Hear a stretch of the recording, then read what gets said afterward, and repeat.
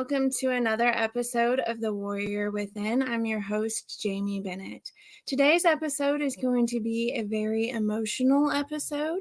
I'm going to be talking about a personal experience that I had with my son, Ronan Kane Bennett, and his experience in life with me being a high-risk pregnancy and his experience in the neonatal intensive care unit, better known as the NICU.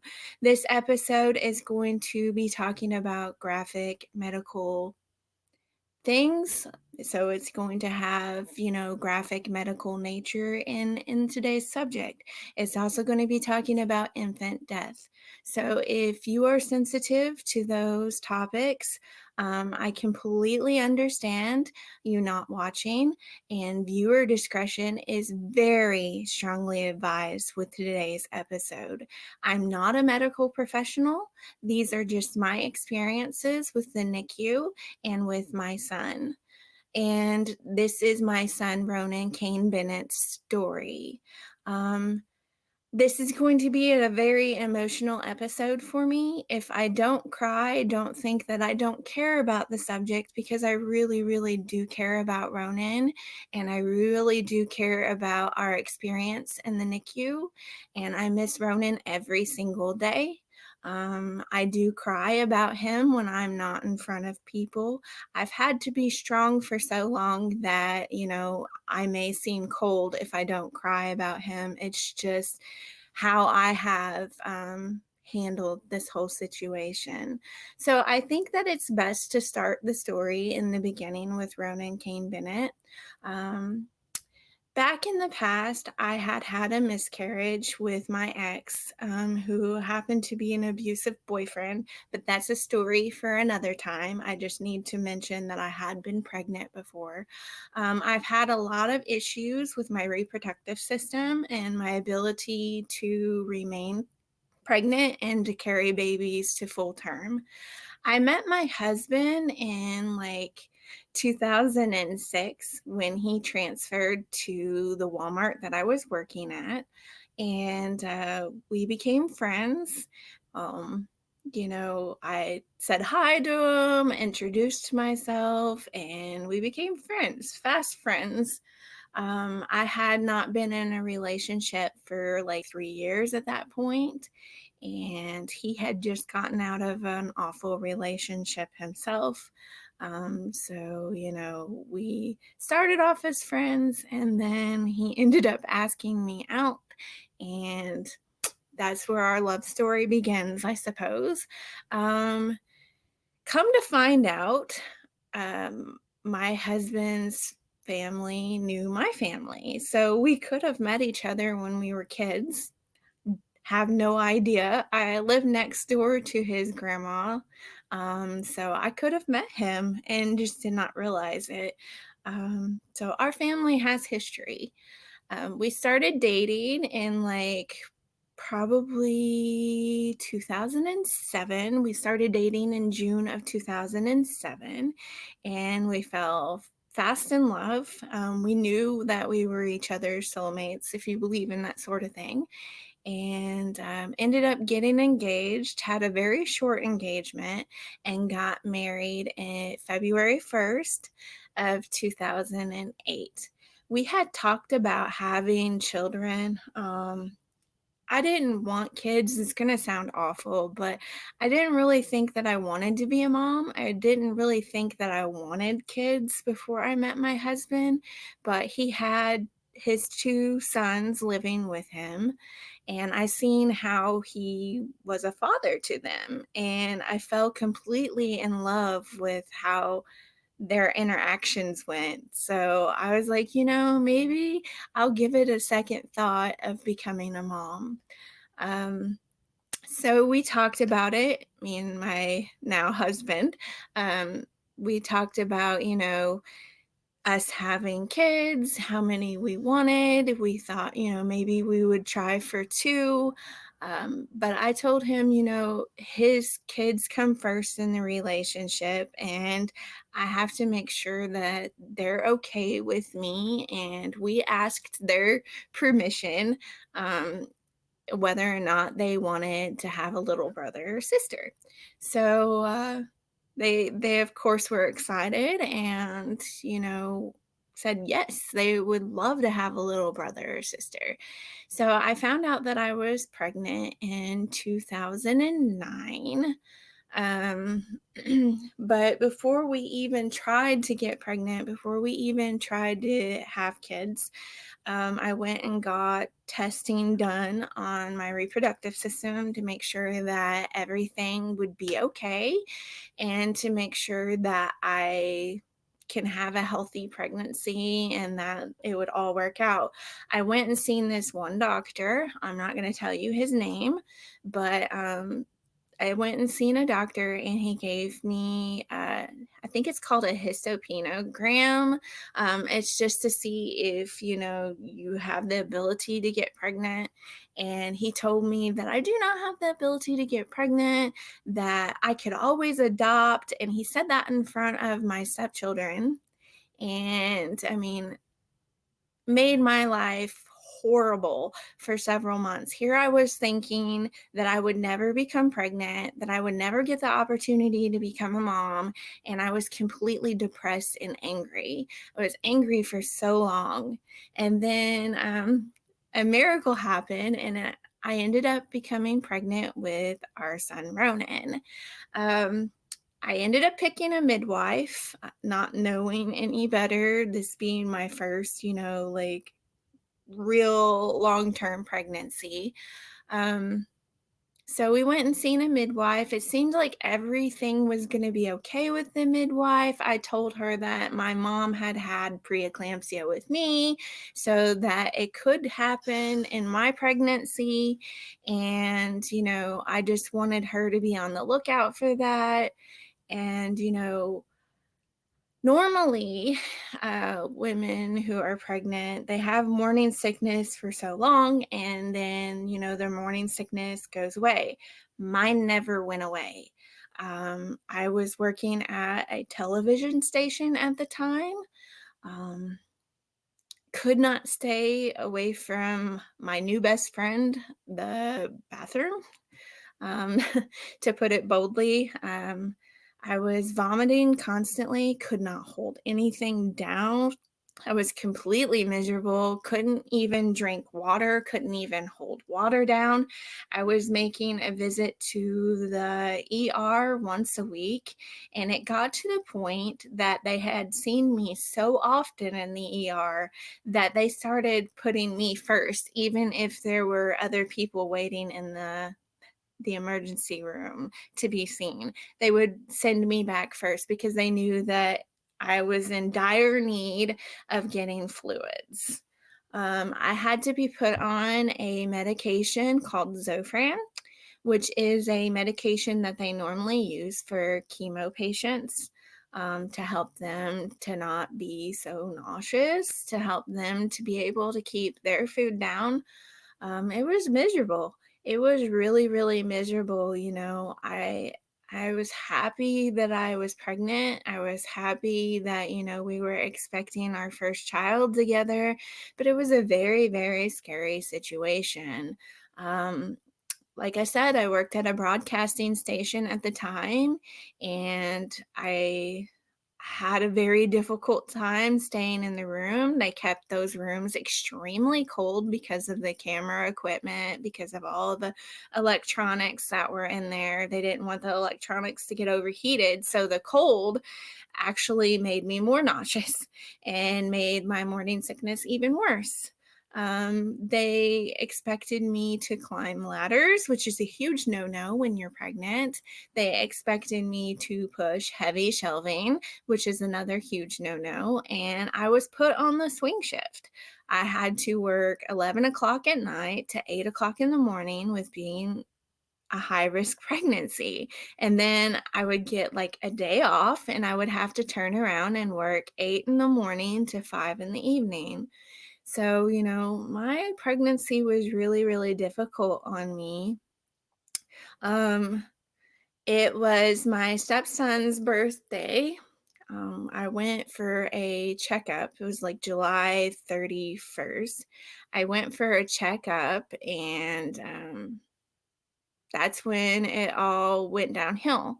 But before I talk about that, I want to make sure that I stay in chronological order here. Me and my husband got to see the sex of the baby, and they did like a 3D ultrasound or a video. They did a video of Ronin, and she asked me, what did I want? And I said, well, I'm kind of hoping for a girl, but I believe it's not a girl, it's probably a boy, and as long as he's healthy, that's all that matters to me. So we have a videotape of Ronan um, in the womb, and it seemed like everything was fine. Like everything was, going well other than my morning sickness. So we didn't really think anything of it.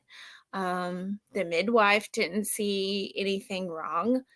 So it came to the point where I had to do what they call a urine dip test, and that checks for protein in your urine. The acceptable amount of protein in your urine is 300. So they did a urine dip test on me. I took it home and then brought it back to the office, and they tested it. And so it was my stepson's birthday, and it was like July 31st of 2009. And they sent me to the hospital because they read the urine dip test, and they said that I needed to come to the hospital immediately. I hadn't had anything to eat that day because I didn't think that, didn't think anything of it. I just didn't eat that day. I was looking forward to my stepson Justice's birthday party, and we were going to be eating then and having cake, and I didn't want to fill up. But I was like, okay, so I'll go to the ER. Hopefully everything will be okay. And come to find out, my blood pressure was starting to go through the roof, which is a huge sign of preeclampsia. She told me that my protein in my urine was really, really high, that I needed to go to the ER. So I went to the ER. I was starving, which was making my blood pressure go up even further. So they kept me in the ER. They kept a monitor on my stomach for Ronin. And so, I went through a lot in the hospital. They did another urine dip test on me while I was at the hospital. And come to find out, it was 7,000 grams of protein in my urine. So essentially, my kidneys were being attacked, and my liver was starting to be attacked because they were starting to find liver enzymes. So yeah, it was a very, very, very scary situation. And my mother-in-law, who was a registered nurse at the time, she knew about all this. Like, my husband had told her what the doctors had told us. And she's like, oh my gosh, your wife's probably going to end up on kidney dialysis after your son is born. She's probably going to have, you know, a lot of medical stuff done. Like, her kidneys are probably going to be completely damaged after this. And, I was in the preeclampsia stages, and the only cure for preeclampsia is to deliver the baby early via C-section. Ronan was only 24 weeks at this point. He was only 6 months along. So that was really, really scary situation in itself. My mother-in-law told my dad that I would probably have to have kidney dialysis and, all this stuff, that I was in a very, very scary situation. So I ended up getting transferred from the hospital that I was at back home, I don't want to give you the hospital's name because of what I'm about to say. I got transferred from that hospital to Barnes Jewish Hospital in St. Louis. They ended up having to administer magnesium into my system because they were afraid that I would start having seizures because of the preeclampsia and my system going into shock.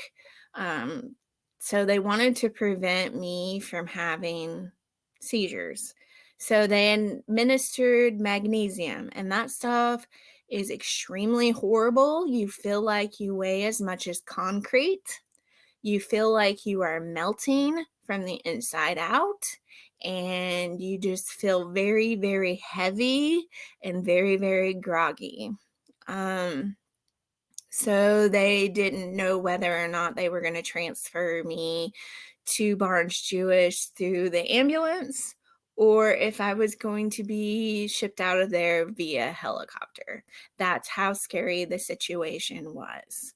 I ended up getting monitored on the ambulance to Barnes Jewish Hospital. It was 2.5 hours away from where I was located. So they took me via ambulance. They monitored me, made sure that I wasn't going to seize. They had to strap me down in case I started having seizures. And we made it to Barnes Jewish Hospital without much of a problem. My husband had to stay at home because, I had my stepkids, he had his sons, and he had to tell his mom everything that was going on.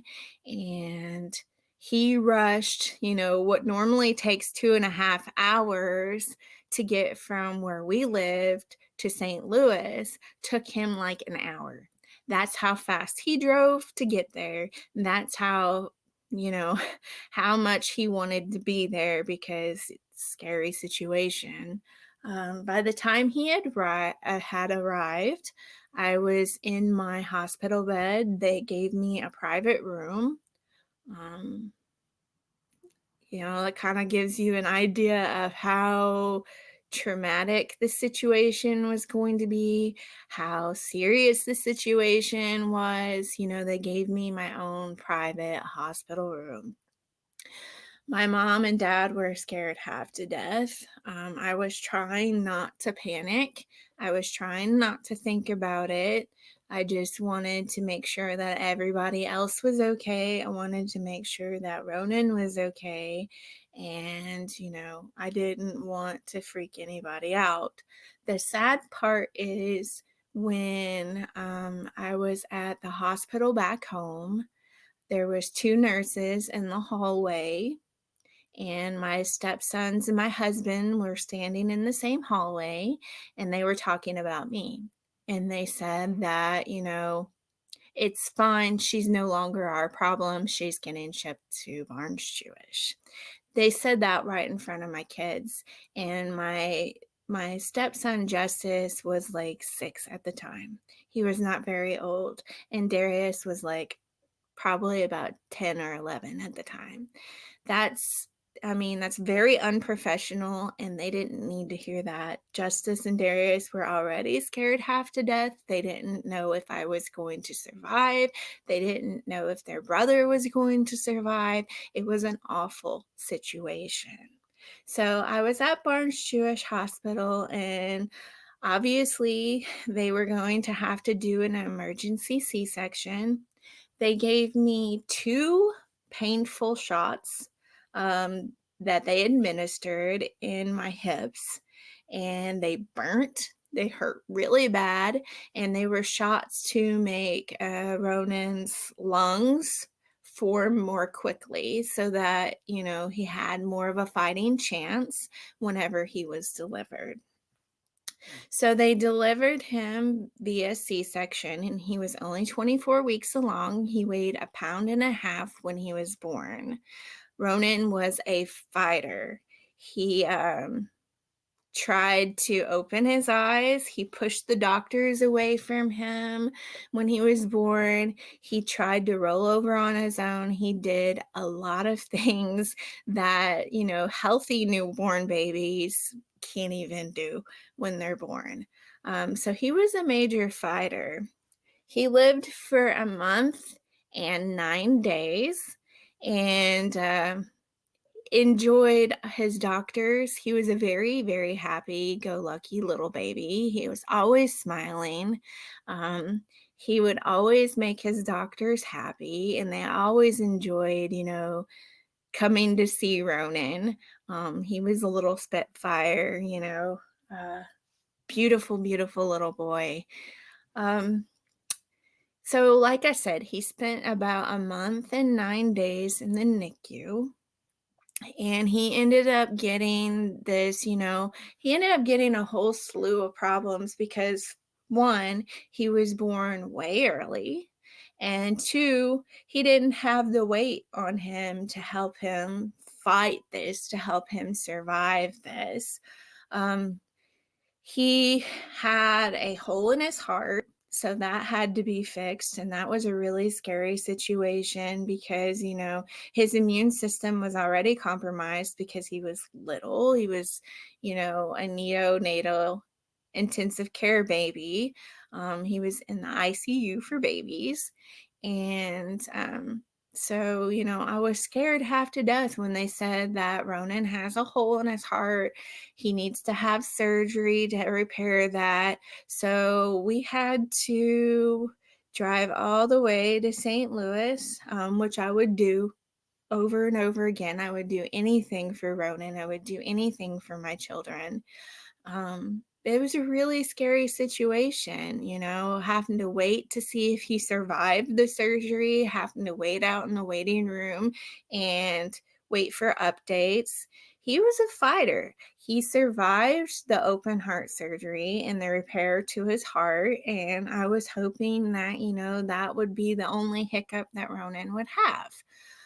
But that's not the case.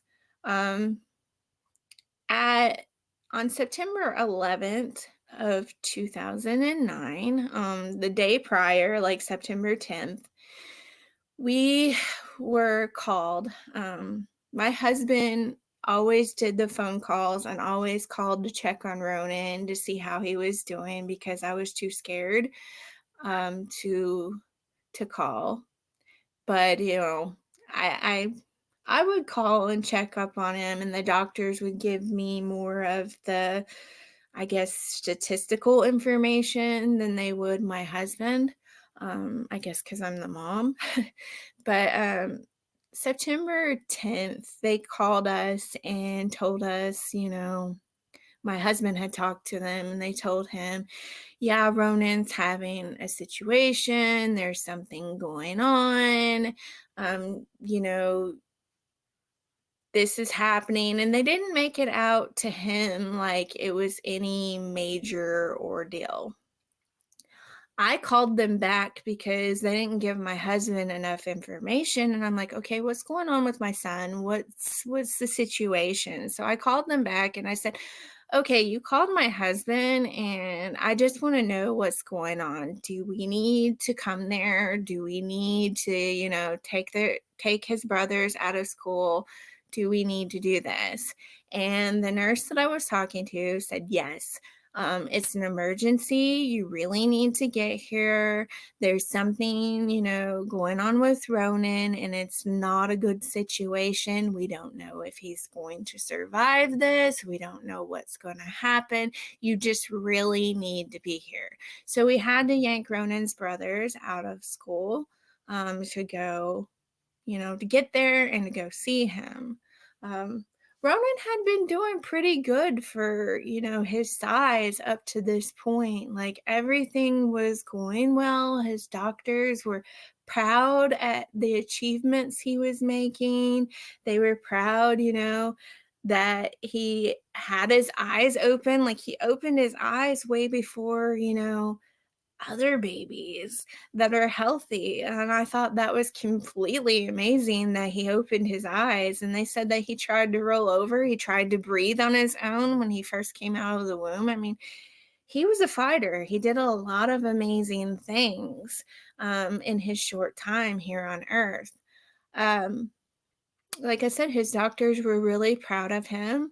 The first time that we got to hold Ronan was an amazing experience, and the doctors were coming around, the residents and everything, and they were visiting each baby, and they got to Ronan, and they were like, "Yay, Ronan, you're finally getting out, and you're getting held," and they were so happy. I mean, it's a wonderful community in that NICU, the parents band together and the doctors band together, and it's like one big family there. We support each other, we lift each other up, and we comfort each other, because the NICU is a scary place to be. You have babies that have all sorts of issues going on there. I can't tell you other people's experiences, but my experience in the NICU, it's surreal. It's something like from a sci-fi movie. There were twin babies that were born there that were under a pound, and they put them in a simulated womb to help them survive, and they did end up surviving. I mean, the medical world, has come a long way, and they have done a lot of amazing things with infants. They've done a lot of amazing things with adults. And the neonatal intensive care unit, it's just completely amazing how they have it set up. One of the things that they encourage in the neonatal intensive care unit is something called kangaroo care. And what that is they want skin-to-skin contact with the baby. My husband got to do kangaroo care with Ronan, and that gives the dads a chance to bond with their babies, kind of like, the way that moms bond with their babies when the babies are born and they lay the baby on the mom's chest. They say that kangaroo care is extremely important with, neonatal intensive care unit babies' recovery. It helps them to become stronger, and it helps them, it helps their immune system. It helps them to be happier, healthier babies. So kangaroo care, the skin-to-skin contact, is really, really important. And my husband got to do this with Ronan, and it was a wonderful experience for my husband, because like I said, it's a chance for fathers to get to bond with their babies, kind of like the moms get to bond with the babies. So we did get to do that with Ronan. We did get to do a few things with Ronan. We couldn't hold him very often because he was small. But, everything seemed to be going well with Ronan up until September 10th. And then that's when we got the phone call. And like I said, I had called them back and asked them if we needed to get there. And they said, yes, it's an emergency. You need to get here right away. So we got in the car, took the kids out of school, and told them, their brother is really, really sick. This is what's going on. We need to just get there. So we get to the hospital, and they tell us that Ronan had gotten something called necrotizing colitis. And what that is we naturally have bacteria in our intestines, and his bacteria in his intestines overtook him and started killing his intestines. So They said that there was a hole like in the stomach lining or something, like there was holes, and they could see that, the breast milk that I had give him when he first was born, the colostrum, actually healed some of those holes in his intestines or stomach. But the bacteria has overtook him, and the necrotizing part, it was killing some of his colon or intestines, I believe. But it's necrotizing enterocolitis. They said that they had to take some of it out, and like his intestines, and put it in a bag to see if it would pink up. They said that they noticed that Ronan was having a lot of pain that morning, and that something was going on with him, that he was normally a happy-go-lucky baby, just smiling all the time. And his regular nurse is like, oh my gosh, what's going on with Ronan? She went to check on him, and she's like, yeah. She said that she had, found a little bit of blood in his diaper, and that he seemed like he was in a lot of pain, and they had to do this emergency surgery on him to see if they could get the part that was dying to pinken up and come back to life. So it was a really, really scary situation. And like I said, his brothers were like 6 and 11, or 6 and 10 at the time. It's hard to remember. We ended up staying in a parent room at the hospital. We had a bed, we had a shower available to us, and we were located not too far from Ronan's incubator. So yeah, I mean, it very, very awful experience. I'm sorry if I'm stuttering. I'm trying really hard not to cry here. But it was a very, very awful experience, a surreal experience. You have babies in there that are experiencing all sorts of medical, traumas, medical tragedies. And, parents learn about the other babies that are in the NICU. We kind of get to know each other. And, there was a set of parents that came up to me and my husband and said, is your son going to be okay? We heard, that he's really sick, that there's something going on. And I'm like, I really don't know. I hope he's going to be okay, but I really can't say. Justice and Darius were at the ages of thinking that they were invincible.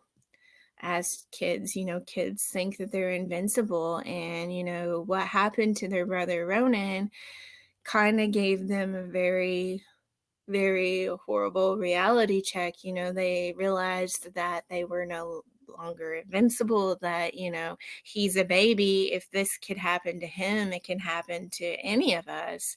So, I mean, it's really awful that Justice and Darius had to experience that with their brother. It's really awful that they had to experience that at a young age. I wouldn't want anybody to ever have to go through something like that.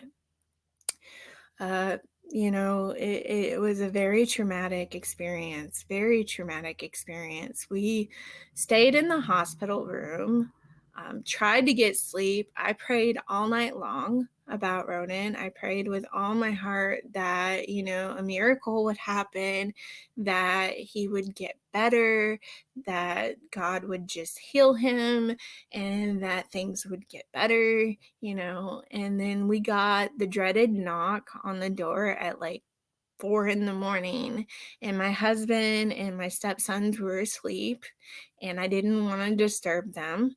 So I went ahead and went with the doctors and the surgeon, because they wanted to meet with me in the, I guess the boardroom or the meeting room that they had in the NICU, for cases like this. And so they told me, they said, well, we had an emergency situation with Ronan last night. We had to do emergency surgery on him. His lung collapsed and all this stuff is going on. We do not think that he is going to make it. Do you want us to re-inflate his lung? And at this point I said, he has been poked and prodded enough. He's been through enough pain. He has been through enough medical situations. He has been through enough. Enough is enough. I didn't want him to go through anything else. I told them to just give him morphine, to give him pain medications, make it to where he was not aware of anything going on, to make him as comfortable as possible. And they said, we can do that. And they pretty much told me that he was not going to make it.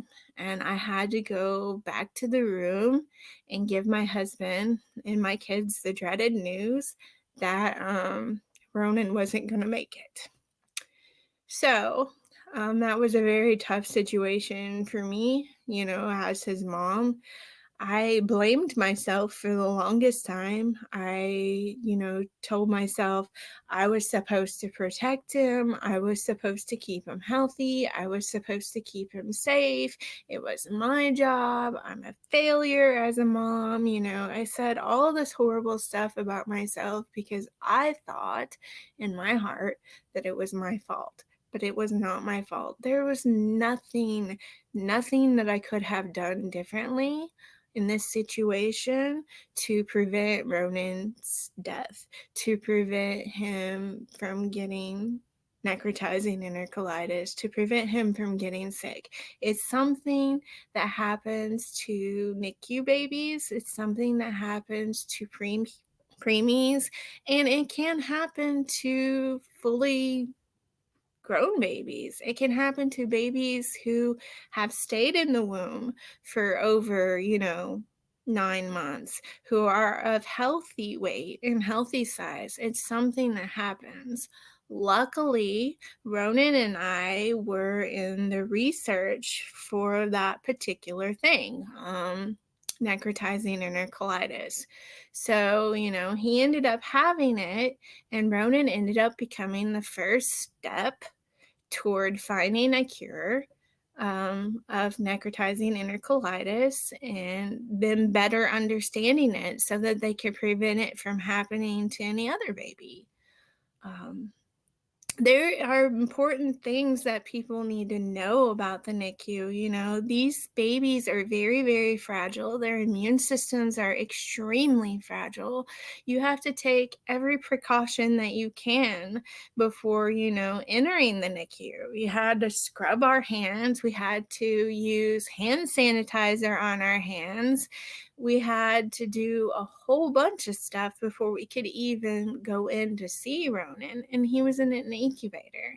Also, in the NICU, sometimes people have twins, and one of the twins passes away and only one of them survives.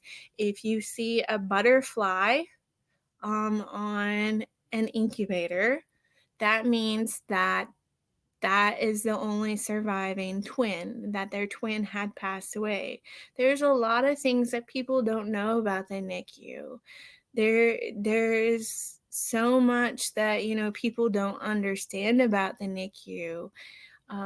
It is a scary situation, and parents are there trying to make the best of a scary situation. You have babies who have been in there for like 8 or 9 months, like since birth. Those doctors are highly trained. They're amazing at what they do. And, I'm thankful for Ronan's doctors. They did everything in their power that they could do to help him survive. And it was the first time that I had ever had a doctor actually hug me, showed me that they cared, They showed me that they were really sorry at what happened and, their deepest condolences. But having to tell my kids that my stepsons that their brother didn't make it was probably one of the worst moments in my entire life. I had struggled a lot during my pregnancy. I'd had a lot of, stress during my pregnancy. It was a high risk pregnancy. I didn't think that I was going to survive. I almost died, and my mom and dad almost lost me. The really sad part of this, and I might cry at this point, is the fact that, Ronan was extremely happy hearing about his grandpa back home. Like, I would tell him stories about his grandpa is going to pull him in a wagon, and he would always smile whenever I would bring up my dad, his grandpa, and I would tell him about his cat Phoenix back home, and he would smile every single time I mentioned Phoenix's name. He would smile, you know. And my dad had a nightmare after Ronan had passed away, and my dad kept saying that he regretted that he didn't get to hold Ronan before Ronan passed on, and that he regretted that he didn't get to go see him, that he didn't make it there on the day that Ronan had passed on. And I told my dad, I said, it's okay, Ronan totally understands that you love him. He was so proud of you, he opened his eyes for you. Like, my dad's the reason why Ronan opened his eyes, why why Ronan was happy. Like, anytime that my dad would go into the room to visit Ronan, Ronan would be smiling and he would be happy.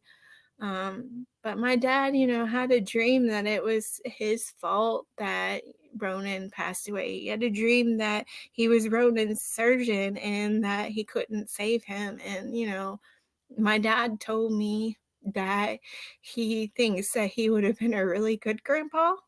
And I had to tell him, you're already a great grandpa because, my stepkids, you're a wonderful grandpa to my stepkids. And, it really, really hurts to hear my dad, say that he thought it was his fault and that, he thought he would be a really great grandpa.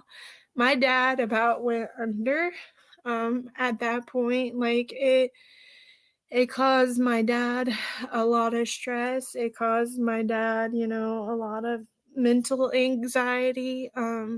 It about did my dad in, not only did he almost lose me, but he lost his grandson, Ronan. That's a very, horrible, horrible situation to be put into. So, Ronan ended up passing away. He got taken off of life support. They asked us if we wanted to hold him as he was passing away, and I told them I couldn't do that. I couldn't handle it. I don't want to remember Ronan that way. I want to remember Ronan as being a vibrant baby full of life. I mean, he had sapphire blue eyes, and they would light up every single time, we would talk about his grandpa or Phoenix, or we would just, be there with him. He loved life so much. He loved his doctors. He loved life so very much. So, we were not in the room when Ronan was taken off of the, life support. He passed away at 10 o'clock in the morning on September 11th, 2009. He weighed probably about 3 pounds at that point. And in my family, the biggest concern that I had was the fact that he needed to be christened. We were fortunate enough to have a Irish Irish minister there, a female minister. She was wonderful. She would, pray with us. She called me and asked me if there was anything I wanted her to do. And I said, can you please baptize him? Can you please christen him? Because in my religious belief that's what I need done. So she christened him, made some handprints and footprints for us to keep as a keepsake. And they sent me a baby ring that I keep on a necklace for Ronan. And I asked her, I said, was his eyes closed? Did he look peaceful? And she said, yes, his eyes were closed and he looked very peaceful. And, it about destroyed me. It about destroyed my husband and my family and my kids. That's something that no mother, no brother or sister should have to experience in their life. No grandparent. I mean, nobody should have to experience burying a child.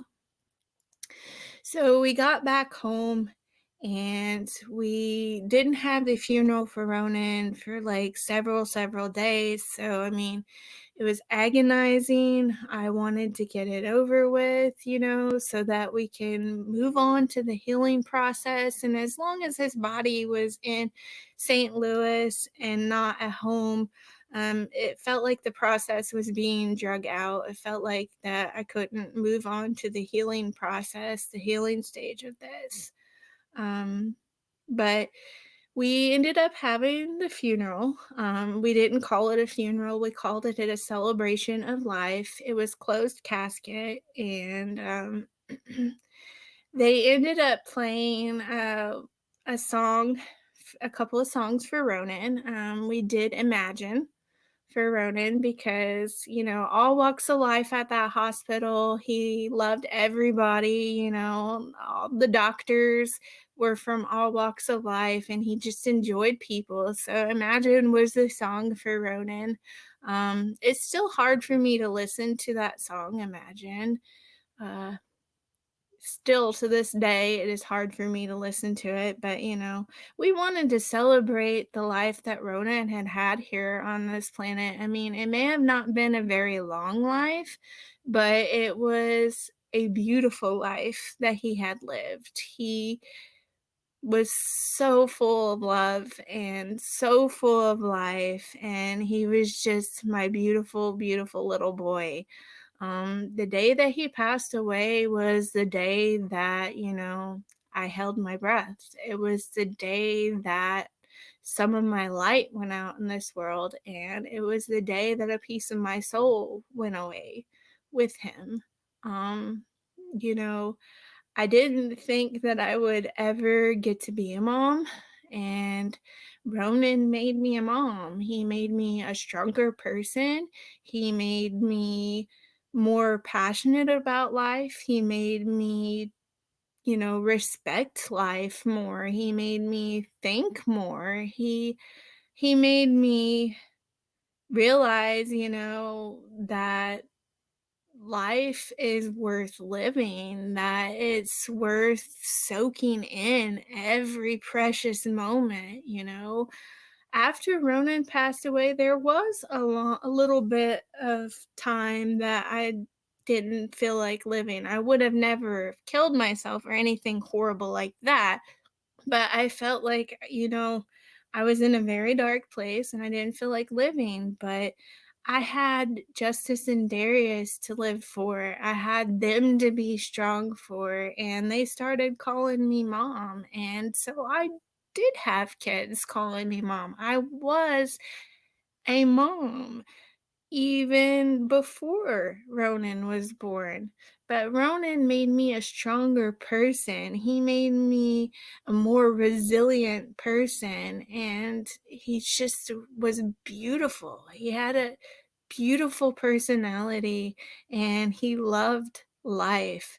So, I hope that what you all gather from today's show is, how precious life is, how important life is. Don't take any moment for granted. Always tell your loved ones that you love them before you hang up the phone. Don't be shy about telling your friends that you love them. If you have children, hold them very, very close and tight to your heart. Tell them that you love them every night. Tell them that you love them as much as possible.